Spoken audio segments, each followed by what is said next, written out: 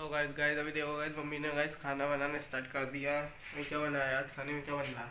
खाने में बना रहा है चावल। चावल बन रहा है चावल उबल रहे हैं अभी। हमारी कड़ी रखी है रात की। कड़ी रखी हुई है गाइस। ये रात की हमारी कड़ी रखी है। हाँ। तो हमने चावल बना दे रहा है। और पापा का मांगो मम्मी?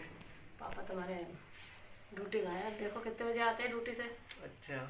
हाँ सही है। और गोलू मान तो गाइस स्कूल गए, वो स्कूल गए, 1 बज गया उनका, स्कूल से आने का टाइम हो गया। तो खाना चढ़ा दिया है। पैदल आएंगे? पैदल कैसे आएंगे? तुम लेने जाना। तो गाड़ी कहाँ?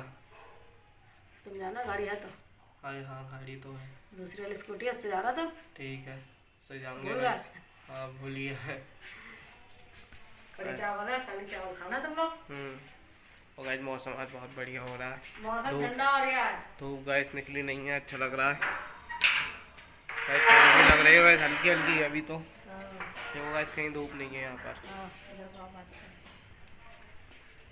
क्योंकि मम्मी बुला रही है। हाँ